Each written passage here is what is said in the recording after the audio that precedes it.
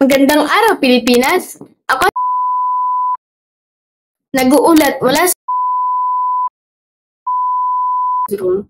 Sa balita ngayong araw, Davao Oriental inuga ng magnitude 7.4 na lindol. Makaraang yaligin ng malakas na lindol ang siyudad ng Cebu ng nakaraang araw. Sunod naman na binalot ng takot ang mga residente ng Davao Oriental matapos sanigin ng magnitude 7.4 na lindol dakong alas 9:43 ng kaninang umaga. Sa datos ng Philippine Institute of Volcanology and Seismology o PhilVox, sumendro ang lindol sa bayan ng Manay.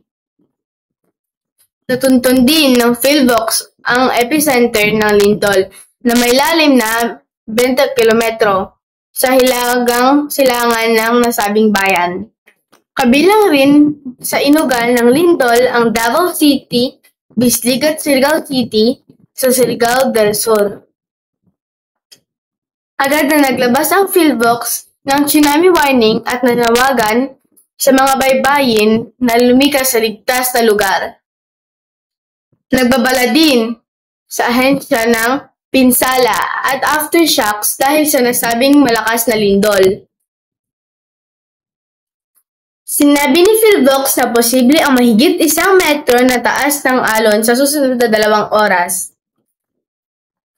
Itinala rin ng European Mediterranean Seismological Center ang lindol sa magnitude 7.4 at may lalim na 58 kilometro.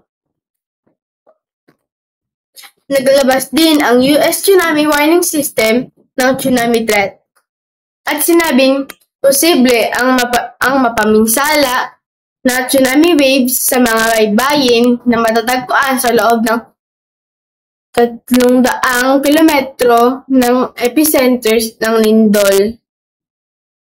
Sa kasalukuyang nakalap na datos ay pumalo sa 8 katao ang nasawi, habang 11 naman ang nasugatan sa pagtama ng malakas na lindol sa Davao Region.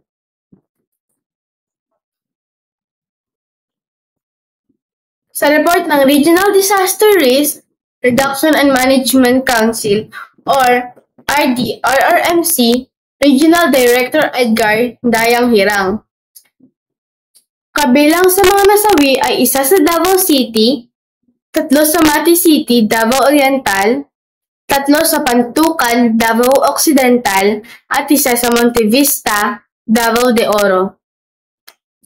Maliban sa mga inaasahang aftershocks, patuloy naman ang pangangalap ng iba't ibang ahensya ng pamahalaan para sa datos ng pinsala sa infrastruktura at kalagayan ng mga tao.